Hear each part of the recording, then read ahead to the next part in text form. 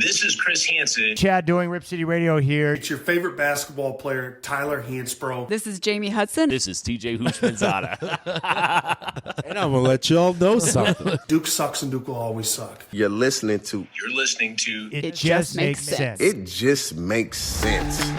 You're listening to It Just Makes Sense. With Braxton, Miguel, and Peter. If you're looking for expert sports takes, look elsewhere. Peter loves the long game. He's just been wondering when you guys are going to notice. Yeah. When he's been hitting this I every know. single. Tell Jared he did it for the bit, and it's been the last 5 months. Once a month he's been hitting For it. the bit. So, have you heard of bits? Yeah. Bunch of freaking fucking prudes. Freaking fucking As soon as we get a gambling app where there's college, it is done. It's over. Can we do I'm that gonna on have like? to give myself to God. Can we do that on Kalshi and Poly Market? I feel like I saw that. You can do anything. It feels like the original inception of like crypto coin. It was like the wild, wild west. I feel like there's like no regulation. You actually bet like the same things that we bet on DraftKings. Can you bet that on Kalshi, or is it more like because it's like all predictions of like weird stuff, right? Well, like you were able to do the Gatorade stuff, and that was pretty wild. I'm not. But I thought they have more like like crazy novelty shit. Like, hey, will someone Oh. get elbowed in the face on the Right. first quarter of this NBA They'll game? absolutely do that. They will absolutely. Yeah, that's do the that. impression I've gotten is that pretty much you can create the bet almost, I don't need that. and they will produce a market for it. That's the part I don't need. Yeah. I just want the extra stuff that FanDuel has. I don't need Kalshi bullshit. I feel like that'd be too much because I will spend a lot of time on shit like that. Does Miguel know about my confession? Have you talked with him about it? I have not. Okay. You like getting pegged? Yeah. I was going to let you I air the. We have two confessions to make on this podcast tonight. I will reveal the first one, and then the second Do I confession. know the second one? You do. Oh, okay. Will come at towards the end of the episode, so stay tuned for that. The first confession that I have is that I like getting apparently roundhouse kicked Braxton's mailbox with my car when I was leaving on Sunday night. I backed into his mailbox because what I was going to do was back up and then turn.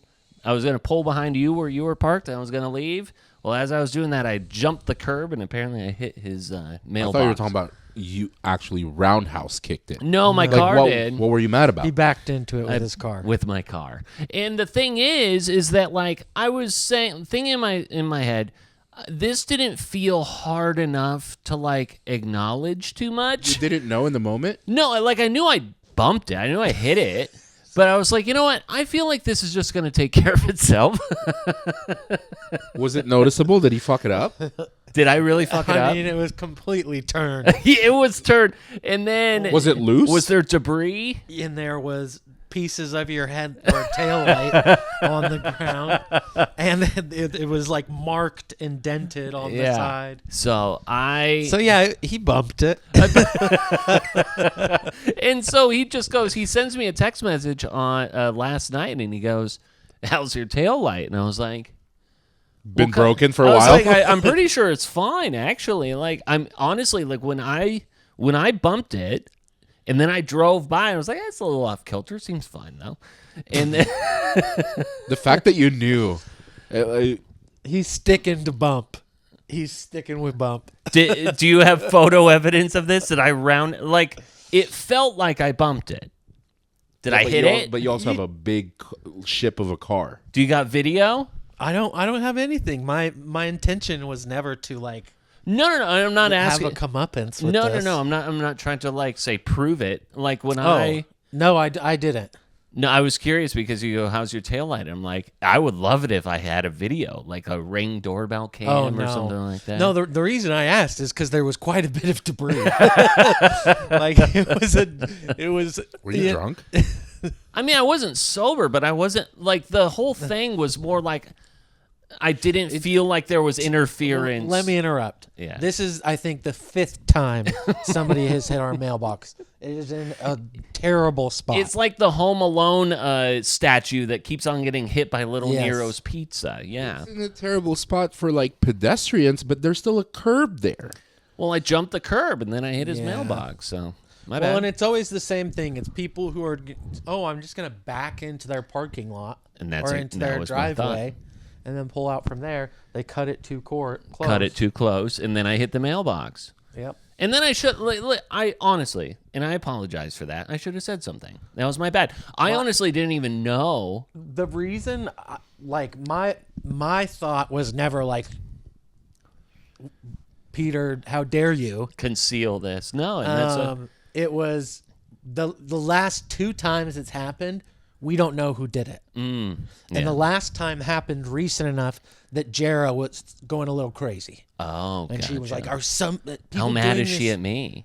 She was relieved, honestly, Okay. to hear that her crazy theory was proven wrong, which I was kind of thankful. Well, this as is well. the best part. When you come home tonight and tell her that the last 2 times was also Peter, It was not. No, that is, I know He's that been is only driving down and just fucking He's like with our fucking up your mailbox. you should just tell her when you get home.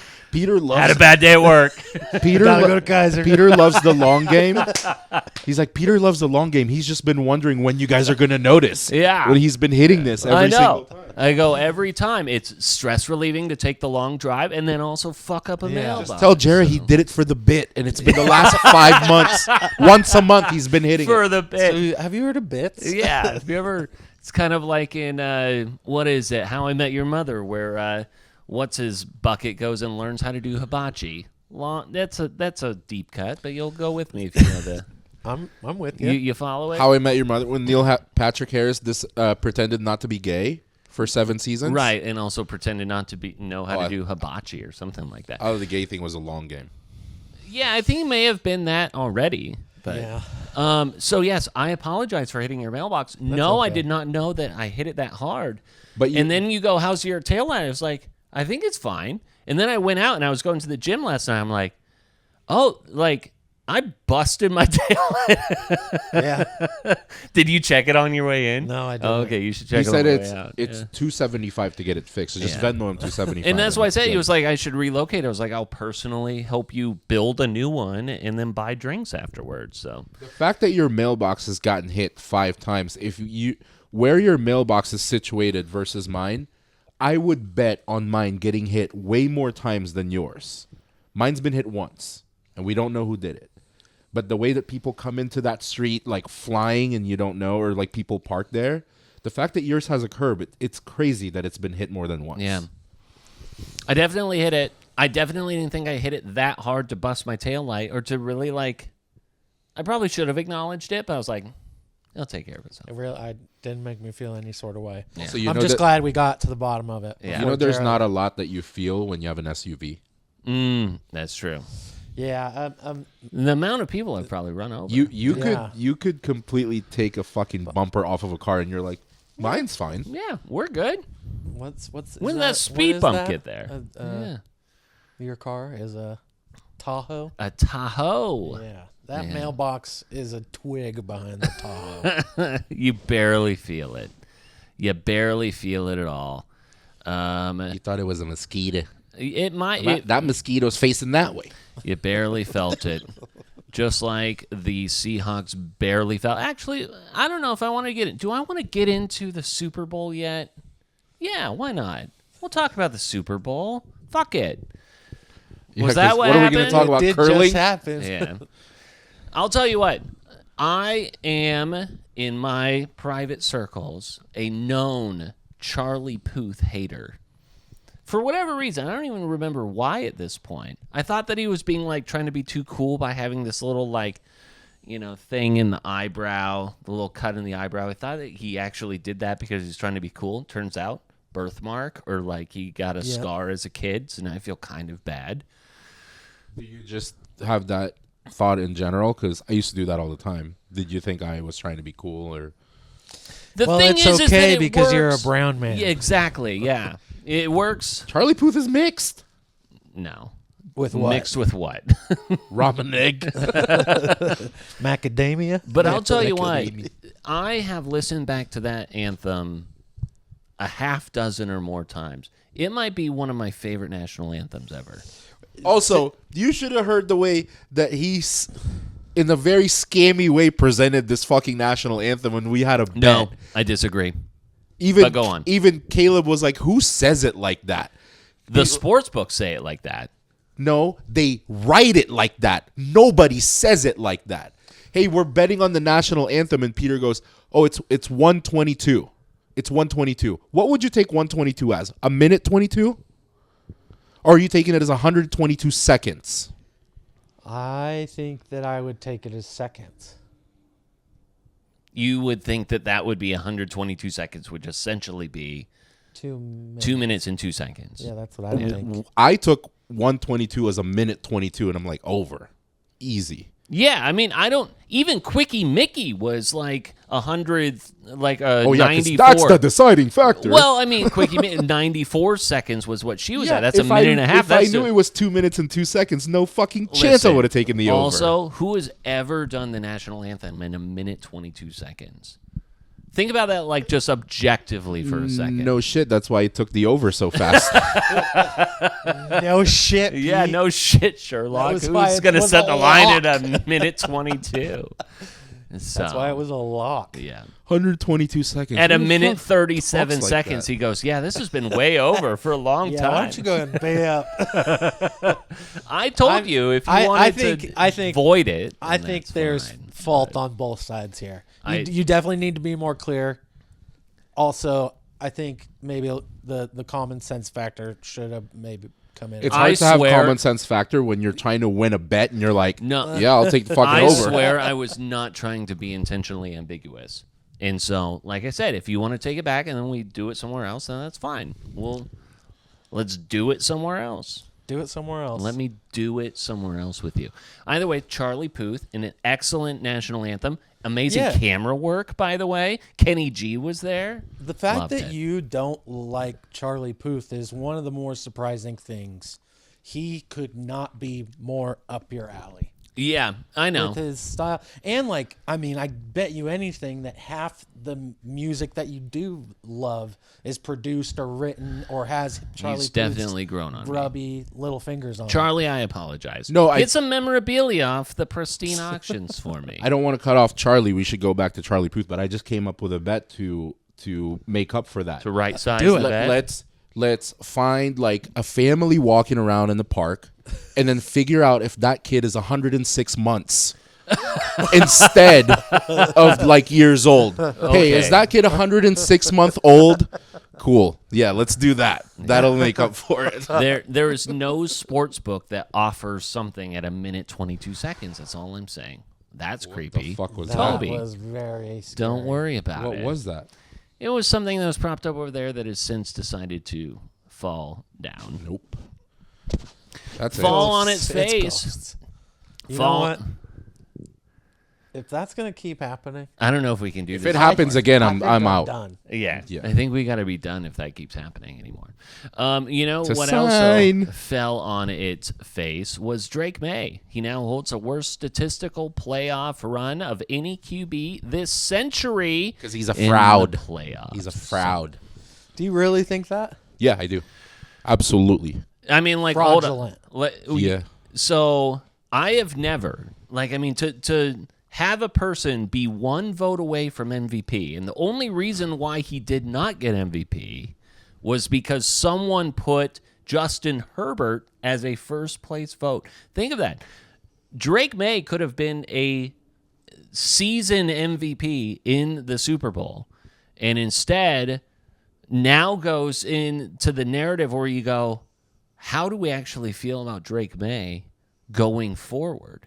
Because now, especially his last 3 games, I think is arguably worse than how we felt about Sam Darnold when he kind of shit the bed.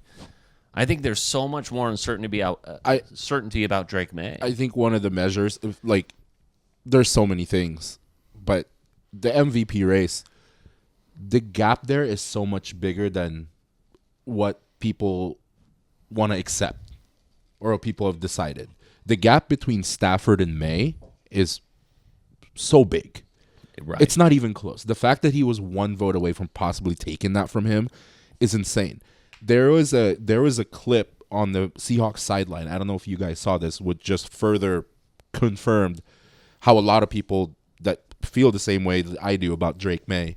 It was Julian Love. Yeah. Did you see that one? I did. They were reading this fucking guy like a book. He goes, so you see what every young quarterback does this. And he's like, when he decides on his target, he hesitates because he wants to make sure that it's the right one. Right. And he missed the pick, and he goes, I'll have one. I'll get one. I mean, it was not even close. Yeah. They were fucking reading him like they were crazy. reading that. They were reading the offensive line as well. It seemed like, I mean, the Seahawks dominated that. The fact that that game turned into a near over after how that started was absurd. I mean, I think that's kind of exciting. That's exactly what you want. I love that someone was like, Drake Maye's had 265 yards of passing in the fourth quarter. Historic, elite. And I'm like, chill out. Yeah, this is beside the fact of wanting a good game. Like, I get that. I didn't have a dog in the fight. I wanted a good game. But it's just where people have put Drake Maye, it's so, like, he's not even close to where they're trying to make him out to be. Yeah, honestly, I think, whether he's absolute shit, he doesn't deserve to be there, or you're saying he's the next Jesus Christ. Both sides need to just calm down. Yeah, I don't think he's absolute shit. I think he's young and he's going to be good. He's young and he's going to be good, but I think the argument, and probably mostly from Patriots fans, is they have forgotten the young part. He's arrived. He has not arrived. No. And you hear more of that from that fan base, but I'm like, this guy's going to learn from this, and it's probably going to be top 10 pretty quick. Yeah. But not now. And they have to. I mean, he's their guy. They've got to back him up. They'll say whatever. So I get that. But if you're outside of the Patriots fan base and you're, saying that Drake Maye is the second coming, not yet. Right. I mean, it's his second year. You can't deny the schedule. Statistically, it was, really weak. Certainly really weak. But you play who you play. And I mean, if you're a Patriot fan, I cannot see how you come away from this with any, like, it sucks to lose a Super Bowl, but it's year 2. You've got your head coach. You've got your OC. You've answered so many questions this season that just a year ago, you had a myriad of what ifs. What do we do? And now you have a core. It's young. The future is bright. I think the only thing that is a bad look for Drake Maye is, I think everyone gets, some people get gifted and it gets held against them, like having a good team, good roster, good coaching staff, and all of that. And I think Drake Maye has that same way that a lot of people that have made it to the Super Bowl has that. Mahomes has had that. Hurts has had that. But I think a sign of a great player, outside of having great people around you, coaches and players, is being able to adjust if you are going to be that great. So, yes, did he face arguably the 3 best defenses in the league towards the end of the postseason? Yes. He was not able to adjust. He was not able to adjust what the Texans did to him. He had a week to go, okay, how do I figure out Denver? And, yeah, they won those games, but they didn't win those games because of him. You didn't see it. It's not because of Drake Maye. You get the victory, you get the reward, but you get blamed as a quarterback. I get that. And then the Seahawks, that wasn't even close. That was varsity against freshmen. Felt like it. He just wasn't able to, I don't think, that's why it's so much more than the numbers. You can't look at his stats and go, you had a decent game. He didn't. No. He was fucking horrible in that game. The best ball that he had was that Mac Hollins touchdown, and you were wondering, which felt like a Hail Mary. It did. It felt it like someone better catch this. Okay, so here's a few things, and then I'll bring this back up a little bit later on. No quarterback that has entered the Super Bowl in their second year as a quarterback in the NFL has ever returned to the Super Bowl. Right now, there are 3 current quarterbacks who identify in that category. Drake Maye, obviously, Joe Burrow, and Brock Purdy, none of whom have returned to the Super Bowl and or won it.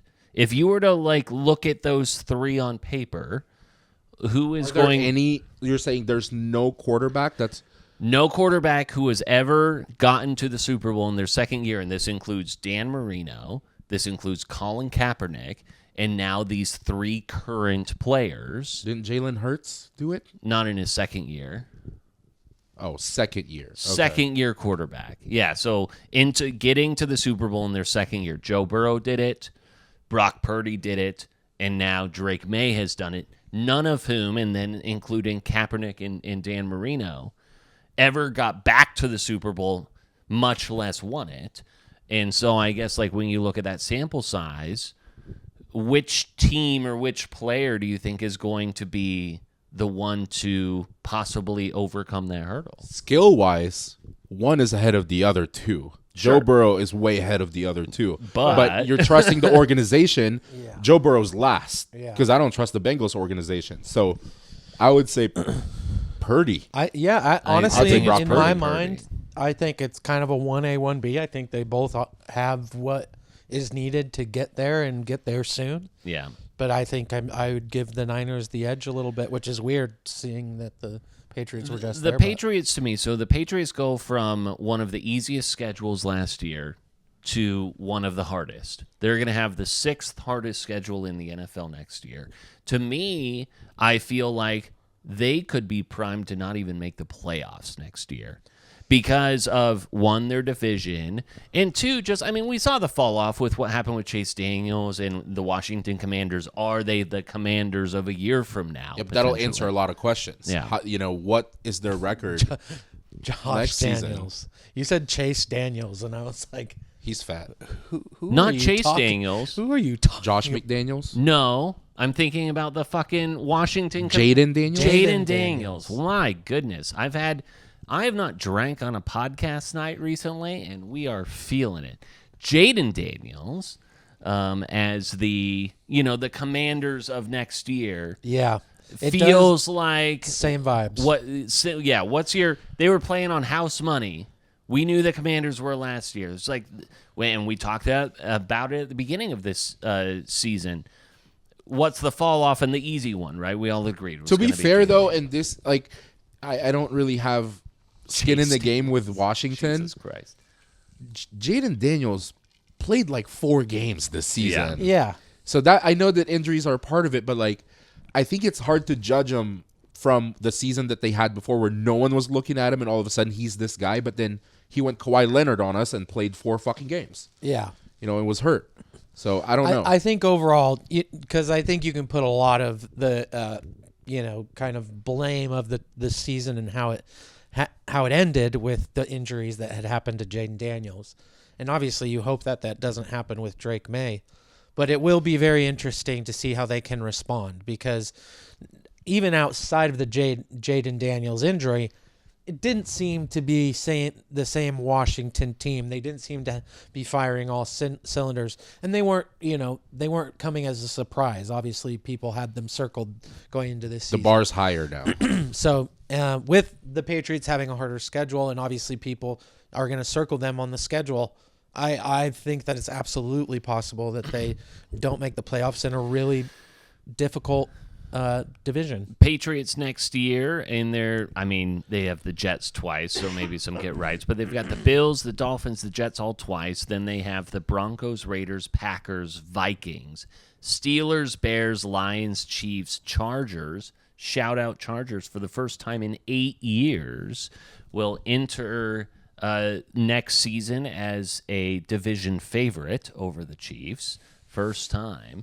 Then the Seahawks, where you can get them. Seahawks and Jaguars are the Patriots Another notch opponents in the old next belt. year. It almost seems like I don't know what you would take as a fan, and I kind of obviously I'm not hoping for the best because I think Patriot fans are just right below Northwest fans. They're so entitled. I think naturally they've been spoiled with just really good teams. They don't know what it's like to suffer. Whatever. But is it worse to like have such a long dynasty run of 2 decades and then like not make it for a while, or get a taste of it after a few years, go to the Super Bowl, and then really suck? Yeah. It's almost like, hey, let me bring out the sun in this fake spring and then fucking kill you again. Before we get into the historic run that the Seahawks put on in the playoffs, I will put a bow on Drake Maye. He was sacked 21 times in the playoffs, the most of any quarterback in a single postseason in NFL history. But let's get to how historic the Seahawks were. For anyone who watched that game and was like annoyed at it, I mean, like we talked about how the fact that last week this could be a 13-3 ball game and how it was. But it did seem that, like, hey, one thing goes the Patriots' way. This is a totally different type of ball game. The Seahawks, in fact, only trailed for 1 minute and 35 seconds in the entirety of this year's playoffs, which I thought was fascinating. Additionally, they did not turn over the ball once in this playoffs, which is also a very fascinating stat. And finally, shout out to John Schneider. He is the first general manager to win 2 Super Bowls with the same team, in which he is the only surviving member of one era to the other. No returning players, no returning coaches. He is the only one who has built 2 Super Bowl teams. What about Jody Allen? She wasn't the owner then. She wasn't? No, Paul Allen was. It's the same Allen. No players and coaches like in 2 separate Super Bowls, but John Schneider, That is impressive. the first Especially guy to in the position of a GM. What were you saying? I just want to say that you both were being nervous about the spread and the 4.5, taking 4.5. Want to bet at 11.5 because I did not think it was going to be close. Did you now? You were very There you very go. right. What were the odds on that? I won $60 on a $5 bet. Oh, nice. It was the lowest spread I took was Seattle minus 6.5. The only reason I didn't hit that is because of an anytime touchdown. It was like a Cooper Cup anytime. Oh, touchdown. you tied it. But I had an 11.5 and over 34.5. Because I thought I was like, oh, Seattle easy, like 2 touchdowns. But I'm like, oh, let's play it safe. Yeah. And do 11. I just didn't think it was going to be close. My favorite bets that I cashed in on this past weekend were the fair catch on the first punt of the game. Will the first punt of the game result in a fair catch from the opposing team? Yes was at plus 215, which I should have put more money on. And then I had put early in the game a Jason Myers MVP bet, which went from like plus 3,000 all the way up to like it was competing. He was the there. favorite Should have for been a second. He should have been the MVP. Yeah, I mean, like Kenneth Walker gets you in that position, and I understand that, but there's the guy scored the most points for that game, broke a record, and it was an opportunity to reward a kicker in a kicker-filled fucking season. Yeah, in the NFL. When you started talking about that, we're like, oh, who's Sam Darnold is no longer the favorite for MVP. Kenneth Walker's up there. Jason Myers, after the second field goal, was there. And I'm like, oh, I'll just look through my bets. A week ago, I put in a Jason Myers bet that was sitting at plus 10,000. That is pretty crazy that you put that on immediately there. became the biggest fan Of Oh, my God, dude. I was like, he better be fucking MVP. Yeah, I mean, I tied in 2 made field goals plus like 8 total points, and like that hit by halftime. Yeah. It was great. I love that for myself. So, I mean, ultimately, at the end of the day, basically ended up in a wash, which is a little annoying, but such You is place enough bets in the Super Bowl, you'll hit something. Yeah. JSN, an absolute non-factor. I kind of saw that coming. But you think about the last 4 or 5 Super Bowls that I'm pretty sure we've all watched together, right? Yeah. Big players do not produce the same numbers that they do in the regular season or playoffs. AJ Barner produces those numbers. You got to take the second, third guy. Yeah, think about all those Chiefs Super Bowls, right? It's Hardman. It was Tony. It was, at one point in 2019, it was like Daryl something. Sure. It was like, dude, all my bets are with Kelsey and everybody else. It's like, no, it's always the second or third guy. Take the fringe guys. Yeah, Cooper Kupp didn't score.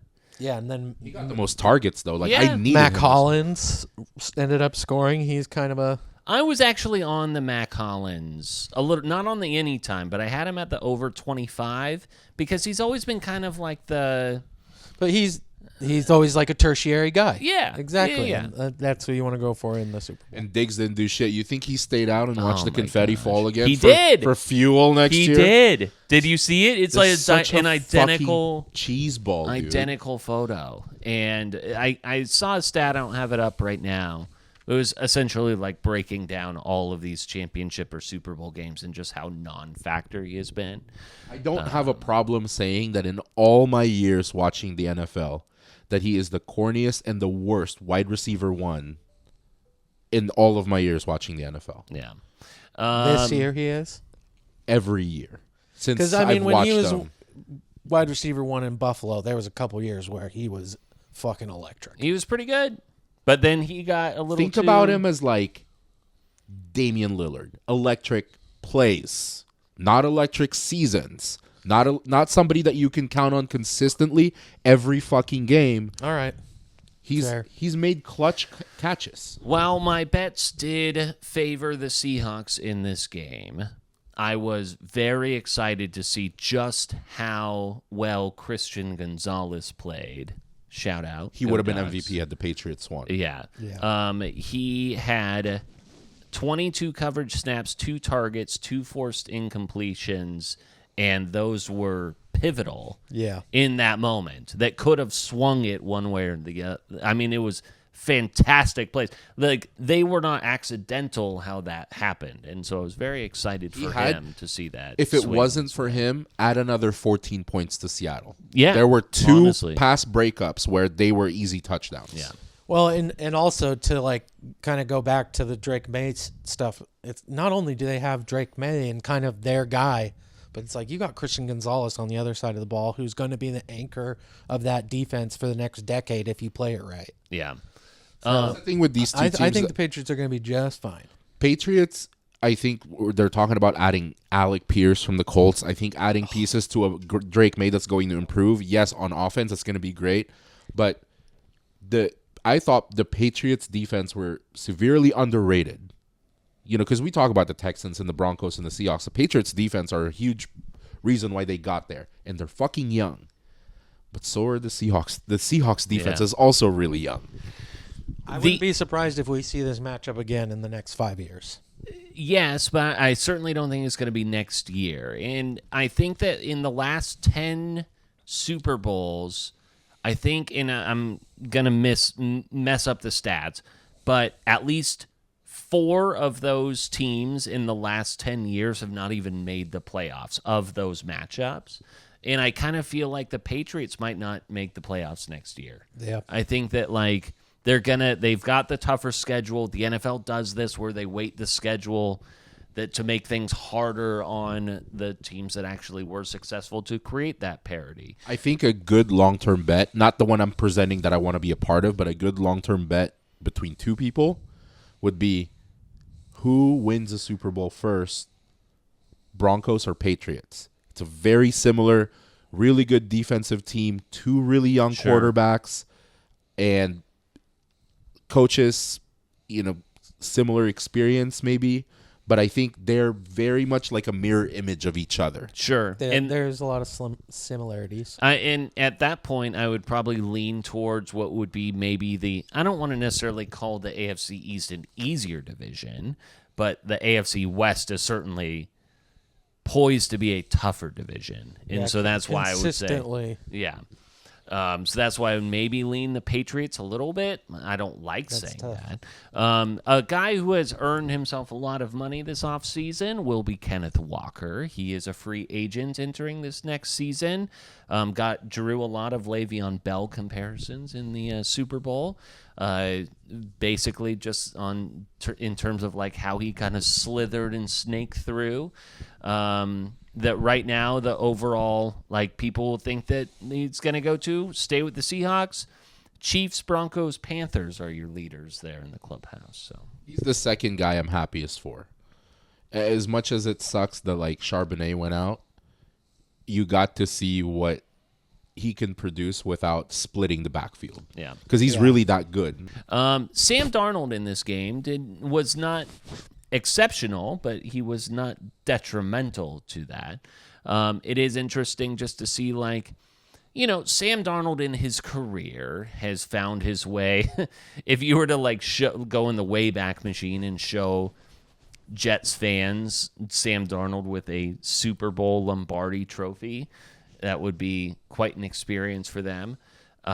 He in his career has been benched a series of times. So I wanted to pose this question to you. Of quarterbacks who were benched this year, who you think may become the next Sam Darnold? Justin Fields, Mac Jones, Will Levis, Trey Lance, Tua Tagovailoa, Anthony Richardson. Who is... or are none of those guys? Mac Jones. Yeah, I think that's the only one. I agree with you. I'm a big Tua guy, but not in the current position that he's in. I think a lot of maybe it's the hits. I don't necessarily want to jump on that, but like he's not been the same. Because when he used to be on, he was on, and the Tua was fucking impressive. He never belonged in the category of like, oh, I was good in college and maybe not pan out in the NFL. Well, as soon as he stepped foot in the league, I thought he was fucking good. Like, he belonged there. Yeah. And then it's just, I don't like. Again, it's all situational shit. Like, I don't know if it's coaching. I don't know if it's the way that he was playing where he got blown in the fucking head. But I think what Mac Jones showed in San Francisco makes me a believer. Well, I mean, if you're taking the same trajectory, Sam Darnold was the backup there for a couple of years before then. Mac Jones was the backup. You got to go put your years in the Shanahan system. You got to make sure you don't tear an ACL or blow an Achilles or anything like that. And then go on to greener pastures. To win a Super Bowl. Like, how many times have we addressed where, like, how many talented guys do we not see anymore just because of where they landed? Yeah. I've always thought Sam Darnold was good, and it's not just because he made the Super Bowl this year or he was good at Minnesota last year. I've always thought he was good. Like, if this guy got the same chance that, like, Baker got, right? With Tampa Bay or somebody, or like Bryce Young. It's kind of a badge of honor to get benched in Carolina, apparently, because all Baker and Sam Darnold and Bryce Young all got benched in Carolina. The only one who stayed was Bryce Young, and he made the playoffs. All three of those guys. Watch out for Andy Dalton. Yeah, I guess he's going to have a resurgence. I think his time's passed. Yeah, we've been watching Andy Dalton for 32 years. The Red Raider. This is how crazy this past year of, at least to this point, of betting has gone, because Indiana has won the championship and Sam Darnold won a Super Bowl. And I saw this tweet where someone was referencing this, saying those same things. It says, apply for that job, hit up that crush, start a dream business, because 2026 is the year to go for it all. Do anal. Do anal. Yeah. That's a New Year's resolution in February, if I ever saw one. So that's how that goes. No lube. No lube. No lube?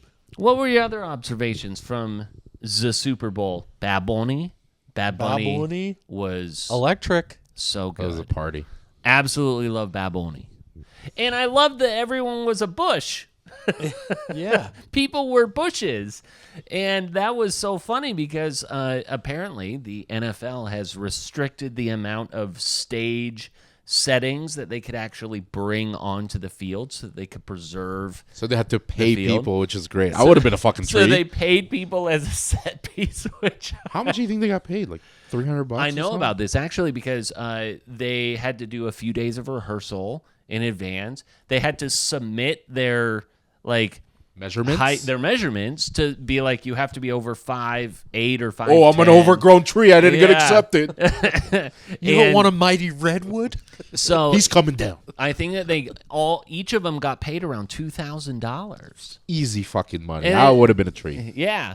I mean, I bet it was a lot of rehearsals. Yeah, I mean, they had like daily rehearsals for like Yeah, a but week you would have leading been up, with but- fucking Lady Gaga and Bad No, Bunny, you would maybe not. Jessica There's just- Alba. well, there's just like fucking Alex You Earl. would be standing in a spot for 30 minutes at a time. Then somebody on a loudspeaker would say, "Okay, well, everybody, we're gonna do this section of the song in 2 minutes." right, Then but I just mean, play still, that. So what? I'm behind a bush. I'm just jerking off the whole time, Yeah. getting paid 2 That G's. is true. And then yeah, I would be jerking people off with the their entire like time. phones, or they like open up their grassiness so they could like see the screen as they're performing. My favorite one is just one of them decided to dance.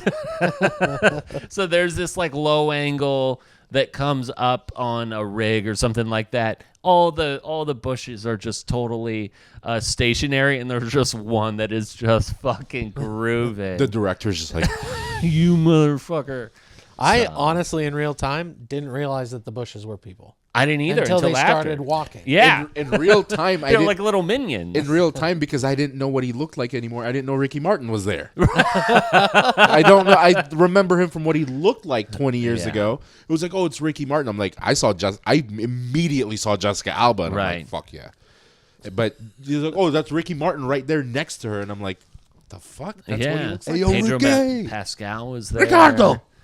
Somehow Alex Earl was also there, which was somewhat odd. Here's Also a what little bit I of a find mismatch, interesting but about the Super Bowl. It costs your entire mortgage if you want to go. it's insane. But you get the worst halftime show live. Yeah, it's get, awful. We get the best halftime show watching it on TV, but it's not the same when you're seeing it live, and you Yeah. paid a premium to fucking be there. Yeah. Yeah. I was at, again, and I'm sure I've shared this on the pod before, I was at the Seahawks and Broncos in New York City, in which Red Hot Chili Peppers and Bruno Mars. Which was an incredible show.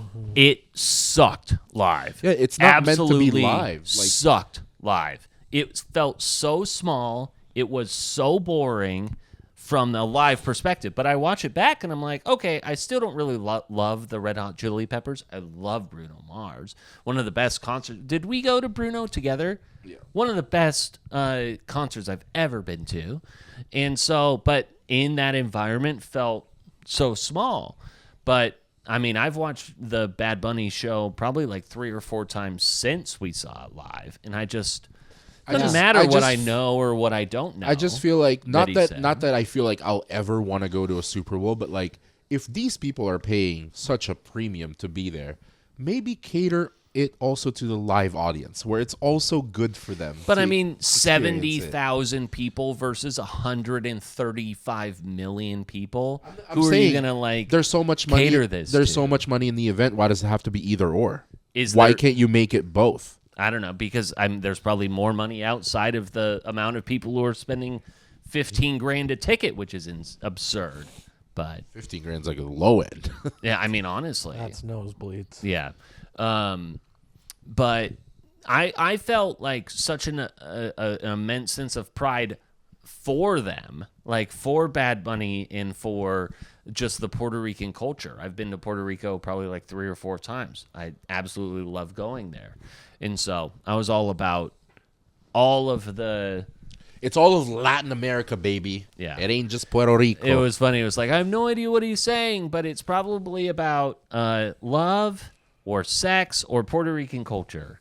And take your pick. Or LeBron James and JJ Barea. Did you guys catch that? No.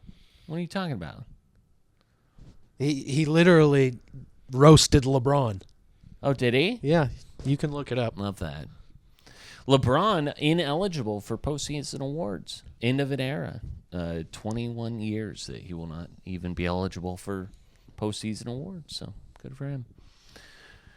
Love that for that. He's also missing the All-Star game. No All-Star this weekend. game. You know what's funny though? No Giannis, Damian no Lillard, Steph. who's been out for 2 fucking years, is in the 3-point contest. Load management, my ass. Right. I mean, that is pretty absurd. I guess he is jumping up and down. I'll be in the but- 3-point contest because Yeah. I'm a set shooter. And you know what he said after the post-game interview? He said, I'm on No. Detroit. Like, what do you expect me to do? No, he or said, something? "What did you think they brought me to Detroit for?" Yeah. It's like he not only has he accepted that this is his role, he wants this to be his role in every team. He So then- wants to fight. then- He's not the scary guy that he projects to be. Yeah, I mean, he seems like such a family man. But I'm saying Seems like a teddy bear. I'm saying like a real guy that you would be afraid of. I'm talking like the Ron Artest of back in the day or the Ben Yeah. Wallace of back in the day. Because he's the guy that like he bullies people that he can, but once someone's like there's clips of people stepping up to him and he's like, "Oh shit, I don't I'm know." not sure about that. But like if you're going to cave, he's like, "All right, I can take you because you're scared." That's what he goes after. So he's not even like this isn't like Rashid or Ben Wallace or Ron Artest, even Dennis Rodman where they're like, "Okay, let's fucking go."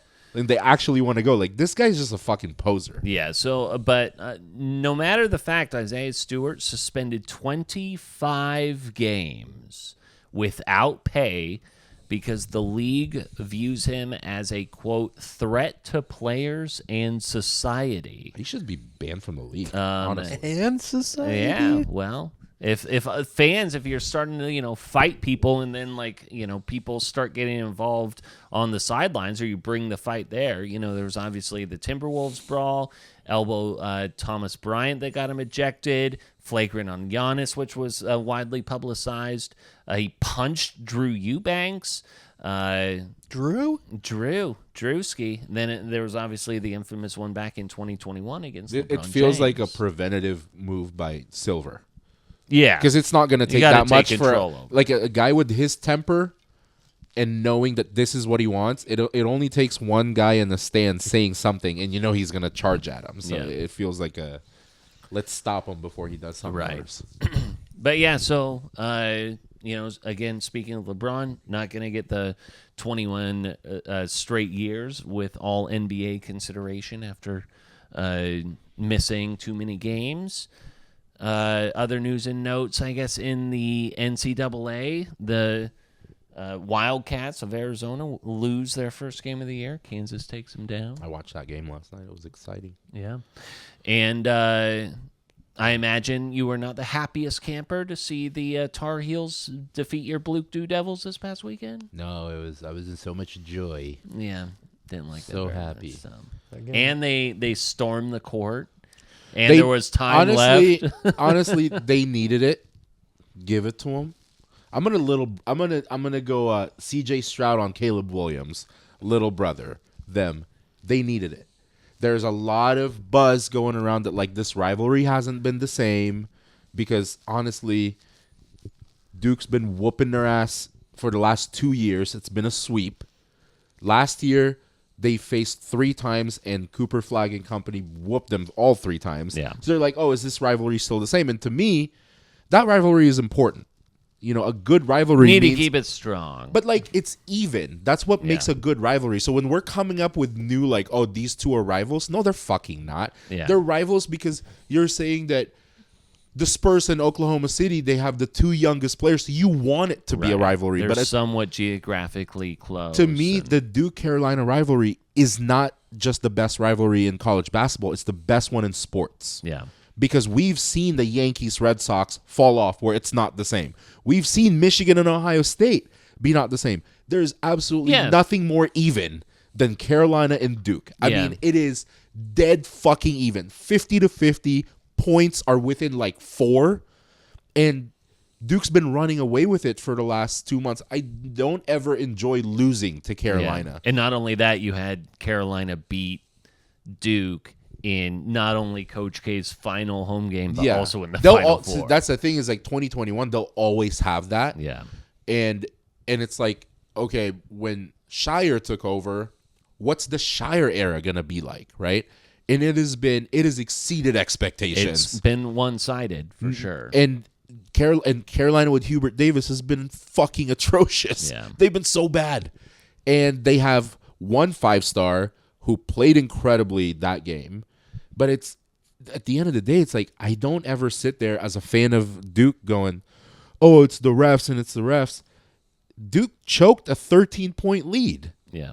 And Carolina led for 0.4 seconds, but you shouldn't even be in that position, dude. Mm-hmm. There are some conspiracy shit where I didn't really know until the end, where this is only the second game ever in 500,000 college basketball games where only one foul's been called in a half. The reason that was wild is because if you watch the game, it was fucking physical. To have one foul called against Carolina in the second half is insane in a physical game. So it's like, I get that. I'm not going to bitch about that. Let's see what happens in the next game. Carolina gets beat by an unranked team tonight. Yeah. So, are you a bunch of frauds? Yeah. I think you're a bunch of frauds because I don't think Carolina's going to last in a tournament. I think Duke will be just fine. If anything, I love the loss because last time I remember the 2015 team that was fucking as decorated as this one lost to Carolina, got so pissed that you kicked a beehive, and they went on to win the fucking national championship because they're like, we're not. It's the same way that, like, Ohio State, Michigan, and Ohio State went on a run 2 years ago. It's like, this is the worst fucking loss, dude. And to lose to Carolina, where you will see that highlight every year the same way that you were seeing the Austin Rivers highlight, is going to be fucking a nightmare. But maybe a second loss in the season to them will be a fucking blessing that they'll go on a light run. a fire. Because I guarantee you it is not going to be close in Durham in a month. They will fucking kill them. They will murder them by 40. Yeah. It is not going to be close. Minimum double digits for sure. They're playing without refs. Shire said no refs. Yeah. We'll call our own fouls, dude. This will be an honor system. All right. I've got a bit of a monologue here, so bear with me on this. What a surprise. Grandpa's story. Let me put the mic down. Yeah, all right. Boys, it is our 232nd episode, and we have an announcement to make. Tonight is the final episode of It Just Makes Sense. Can we just tell them why? Can I cut into your monologue And just really to make quick? sure you guys are looking up the right thing, it's 2 S's, but the second one's a $sign. Yeah, if you found us. Yeah. It only took 232 episodes to let you know that was not the name we were going I think for. we found that early on. But we sold out. We sold out to mainstream. We let a podcast buy us out. Yeah, we got... So we're starting at OnlyFans. We're rich now. We could retire. You are going to pay. We sold out. Pay. We sold our souls to the devil. I thought about, as we were coming to the conclusion of this, about like doing some sort of like highlight or low light, and like when I sat, Just don't cry. no, I won't. When I sat down, I thought about how to summarize it. I was like feeling more nostalgic than anything, and so I wanted to put some context by the numbers to recount our time together. So this is a by the numbers of It Just Makes Sense. We'll start with the number 2020, and that's the year that it all began. It was an idea that was actually born by Braxton, who pitched the idea while we were crammed in a house in Silverton, and we were surrounded by wildfires. It was during COVID. It felt like, some crazy... into the world apocalyptic type shit at the time. There was no master plan. There was no roadmap. It was, hey, how can we get better at explaining the sports gambling thing, but also learn and put a mic in front of us? And, I think that there was probably, I've got the sports media background, but there was probably some nerves around there. And, just in talking with each other, we figured at that moment it might help us feel better about the the weird world around us. And It was an excuse to get together. Yeah, Which held true. and I think, to your point, to create some consistency in a very inconsistent time. yeah, where That's a bumper sticker. that like you said, COVID, lots was changing with jobs and just change in general throughout the entire world. So yeah, it was. Like Miguel said, I think overall it was an excuse to hang out. Yeah, and just expose each other to and get drunk on weeknights. Yeah, We all knew that COVID was a hoax. yeah, So exactly. it was like, why not get together? Since September of 2020, boys, we have spent a total of 14 days, 15 hours, and 37 minutes and 48 seconds recording before the start of this episode tonight. That is 1,265,868 seconds that we were together hitting record and seeing what happened. It's And only that, felt to like me, 13 days. only felt like over two total weeks of sitting on a couch of some kind. 8 different sets I counted, which included a That's the most shocking part. golf course and a beach hotel, which feels pretty funny to say out loud. Different iterations of sets. Somehow people listened, and I will tell you what, I dug deep into our analytics. A total of 91 countries across the continent, across the world. Every continent but Antarctica listened to this show along the way. That is 917 different cities in all that stretches into Africa, South America, especially Singapore and Germany. We were listened to around the world. And I think that, from places that we couldn't even imagine to go to and honestly may never. But life kept happening around the podcast too. I want that to sink in as we think about this whole thing. Pretty incredible. We should now do a group apology to the dedicated listeners that now that we've sold out and we no longer have control over our content and it's different hosts, it's not going to be the same. It's not going to be the same. During that time, we purchased 3 houses. Give me the fucking tequila, Peter. I sold one. We had 2 proposals, 2 marriages, and fortunately for all of us, 0 divorces. We had 1 death, and we had 1 revival. And I could not be more grateful for that revival. That's where I'll get emotional. Braxton's also getting emotional because he busted out the tequila. All of it lived alongside these episodes. We punished each other through waxing body parts, shock collars, the punishment, durian, cat food, jumping in the ocean, calling my ex. Braxton drank my wife's breast milk. You puked from green onions. Insane. Honestly, was it like halfway through season 2 was probably when I first questioned, what the fuck are we doing when we didn't have a punishment ready and you're just like, oh, my dog has a bucket of shit that's been rained on, so Let's why put not our have hand in it. Braxton That's right. go all elbow deep into that bucket of shit that's been sitting out in the rain? Yeah. And I remember him doing it and I'm standing there instead of laughing at it and I'm like, why are we doing this? Why are we doing this? And then he died once or twice, and we were maybe we shouldn't do the punishments anymore. The punishments are fucking highlight, though. Yeah, they They sure were. are. They I've were never highlight. deleted There's one. Honestly- unlimited footage of the punishments that we never aired, and they are going to be some of the best things to rewatch. Yeah, I just sent the red light challenge recently. was pretty funny. Pure sex by Licking Braxton. whipped cream out of Jordan's belly button, or him doing it out of someone's belly button. The punishments were the backbone of this podcast. Yeah.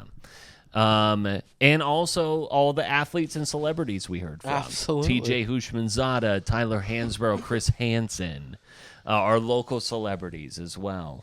Jamie Hudson, who still owes me a bottle of wine. Now she's famous. I can't get a hold of her. Exactly 0 national champions were won between any of our favorite teams. Oregon won exactly 0 national championships. Duke didn't win either, but they were 8-4 against Carolina during that time. The Browns were 45-56 during the time of our podcast. Justin, You also got to name the Bills. I Eagles. didn't do that one. Yeah. The Eagles won a Super Bowl. Yeah, that was Justin Herbert did not win a playoff game during the entire time. Tom Brady retired, unretired, retired, won another championship, and did all of that again.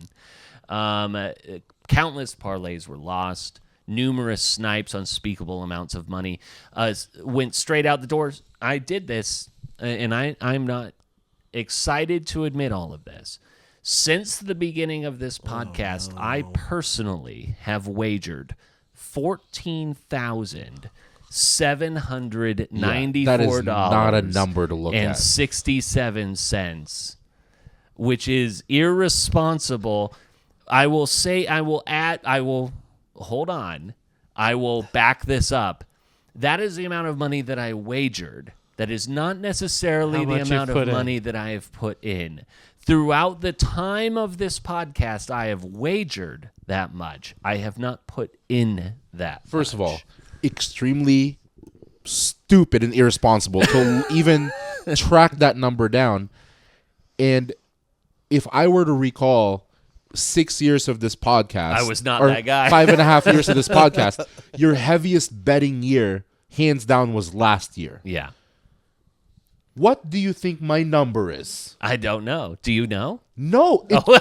If You can look it up. I'm pretty sure that one There's of a reason he doesn't. There's know. a reason. If you're at 14,000 in 5.5 years, I probably shouldn't look at mine. Yeah, you might not. Because I'm pretty sure that number you're presenting in 5.5 years, I reported that number from one football season to my tax lady.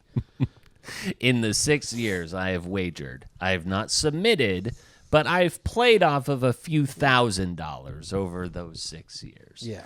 So, and yet, what we gain will always outweigh what we lost, because through it all, we built something that didn't exist before. A place to be dumb, honest, curious, probably drunk and reckless, but a place where our friendship wasn't just a byproduct, it was the point. It was the point in all of this. And so as we twilight this phase and know that we'll still be having these same conversations around the fire, I'll still shit on Deion Sanders and LeBron James. He'll still hate North Carolina. You may at some point have 17 Ed Sheeran guitars. And the Browns will still suck. And they will still suck. That might be the only thing where we make an encore podcast episode is if the Browns win the Super Bowl. Yeah. We Or may like, come maybe back we with record that. one An time. Oregon football national championship. We'll get an emergency pod. It's honestly more likely that the Browns win a Super Bowl than Oregon win a national championship. Oh my gosh. We want That's- I don't know how to feel about that. We want to thank everyone who has led us into their homes, their commutes, their workouts, their kitchens, their backyards, their garages, however you enjoyed or maybe even hated listening to our podcast. Hate listening is Any just as publicity good. is good Yeah. publicity. This may be the last episode, but the end of what we built is just the end of this chapter. And if you listened and you laughed and you yelled at us through whatever device you were listening to, to eat salads. yeah, If you called us fat, fuck you. yeah. Also, You're totes right. I've Fuck lost, you. I've lost 40 pounds, you bastards. But thank you, and you are a part of it too. You let us into your lives, and vice versa. And by the numbers, the podcast is over. But by everything that actually matters, it will always be with us. And so life will move on, and you may miss us and you may not. We will still, like I said, have these We'll miss you. conversations. Yeah. We'll miss you. In the backyard, these will still exist. It the just best won't part be of recorded. the best part of the podcast is like these episodes aren't going away. You know, one of my favorite things to do on long flights is to download podcast episodes and listen to like what happened in season 1. What did episode 4 season 1 sound like? Yeah. You know, when they were 4.5 hours long, and we were just clearly hammered. In a small office. Yeah. So it's always going to be available. Also, great live shows at Jimmy's. You know, shout out to that bar. Shout out. A couple of live shows. We had sponsors. Yeah. We fucking had sponsors. Who would have thought? We've had a great time. No, it's been incredible. I remember very clearly saying to you guys when I had pitched this to you that, you know, if we're 10 years from now or 1 year from now and we decide to stop doing it and all it was just an excuse for us to get together, then that's a win. And obviously we've had way more success than that. Yeah. But these are new pants. Yeah. But yeah, and I think that box was checked. And I've loved every single second of it. It's something that I have looked forward to, and you know, through moves, children, commutes, jobs, jobs, everything, literally everything. This is, you know, has been just so wonderful, and as you kind of alluded to, it's been a somewhat of a journal of who we are, and at a, you know, an interesting time in all of our lives. And I think that's the best part is that I'm not the type to keep a journal or a diary, and this is essentially, you know, for 6 years, something I could go back to and pull up videos or like pull up Spotify and like, hey, this is what the fuck I did like 10 years ago. Yeah, we've documented life. We've recounted those things. Yeah, and in some ways, I mean, I'll speak for myself. In some ways, it's embarrassing. And it's not an easy watch, but not always. You know, if you don't like your own voice in videos, which I don't, so I get it. But I think it's more positive than negative for sure. Yeah. But at the end of the day, I am glad that's there.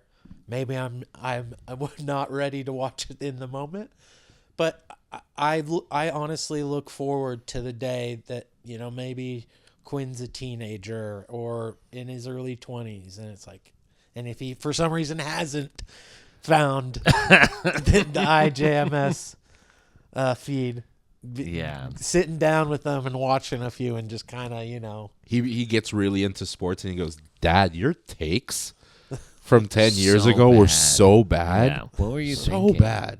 And why was Squidward on your podcast? You know, Patrick, let him leave. Yeah. The thing that I'm most annoyed about, and I think that they're cheating, is that the other Just Makes Sense, which we have had a silent feud against, is still technically going. They're also in a different phase of their thing. Yeah, the former lovers. Yeah. Fuck those guys. I thought about reaching out, no joke, when we were thinking about like concluding this. I was like, how weird would it be if I could get them on our podcast? That would have been sick. But then I just told them they hate each other now. But they were divorced. But then I like listened back to an episode. I'm like, these people are insufferable. Yeah, they're I don't worst. even want to hear from them. Don't listen to them.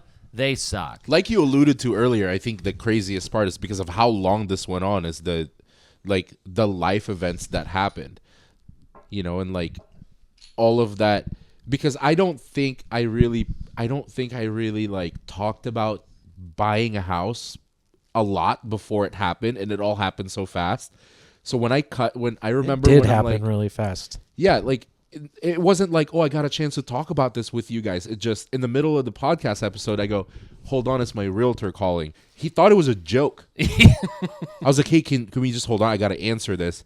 And then I hang up the phone and I go, our offer got accepted from this afternoon. And he's like, oh, okay.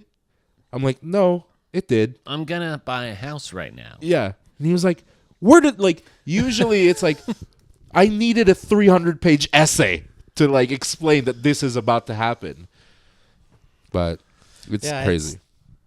It's been a hell of a run, and I appreciate you both. Yeah. And oh, you know what else? Before we take this, We went from every sponsor we've had were alcoholic beverages or breweries. Yeah.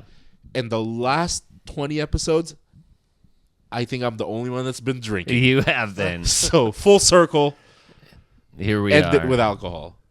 Boys, I love you. Cheers. Love you guys. Great 6 years. Ugh.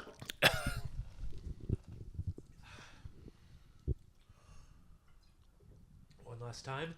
Sure thing. Those are not. I need clear eyes. I didn't have a chaser like you. Yeah, it's true. I'm You good. want it? It has also tequila. Hold on. What was our signature on the before Clear Ice? Maybe we do both. I think it was just love you guys. He just didn't love you guys. Oh no, you also say remember who you are and what you stand for. Oh yeah, that's right. So maybe say both. All right. Love you guys. Love you. Love you too. Remember who you are and what you stand for. I'll try. And clear eyes. Full heart. Can't lose. Cheers.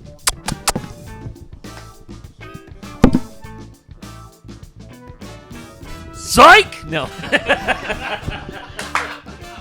No, we're actually So All-Star Weekend, We're starting a rap group. We release an episode next week and it's just a different name.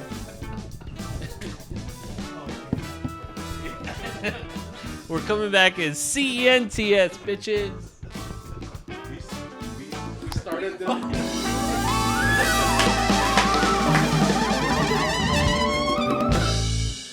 next podcast is just K-pop conversations.